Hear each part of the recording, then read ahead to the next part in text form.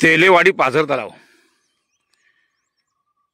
या तलावावरून प्रादेशिक नळपाणी योजना राबवण्यात आली आहे। या योजनेवरती 10 गावे अवलंबून असून सध्या या तलावात पाणीसाठा 15 ते 20% दिसत आहे। कोणतीही पूर्वसूचना न देता या योजनेचं पाणी 1 ते 2 दिवस आड करून 10 गावांना देण्यात येत आहे।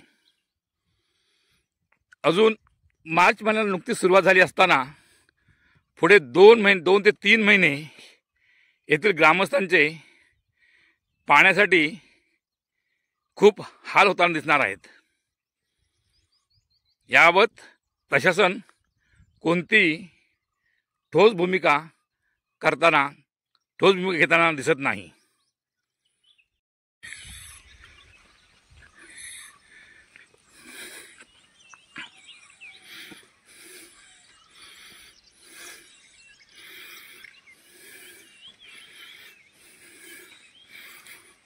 भरपूर अजून खाली जायचं।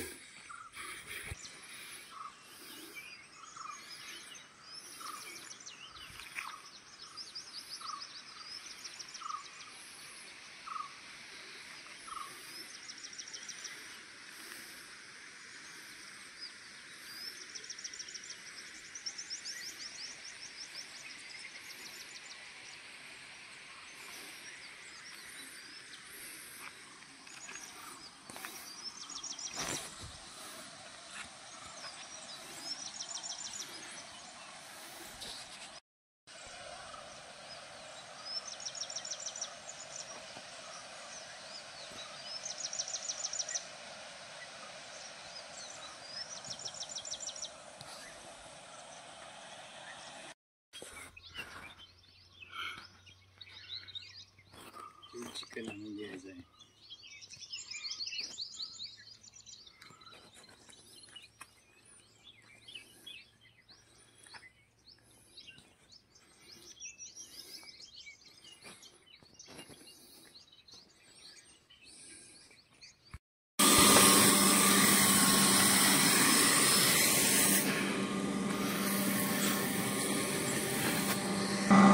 उमरे प्रादेशिक योजनेवरील हा जुना पंप हाऊस आणि 15 कोटीतून उभारण्यात आलेला हा दुसरा नवीन पंप हाऊस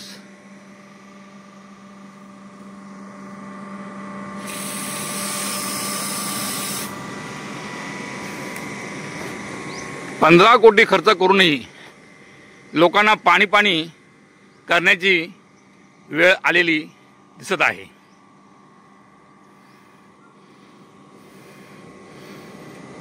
अशीच जर परिस्थिती राहिली तर पुढील 3 महिने पाणी मिळेल असं वाटत नाही। त्यामुळे आतापासूनच पाण्याचं नियोजन करणं गरजेचं असताना कोणीही वरिष्ठ अधिकारी वा लोकप्रतिनिधी इकडे लक्ष देताना दिसत नाहीत।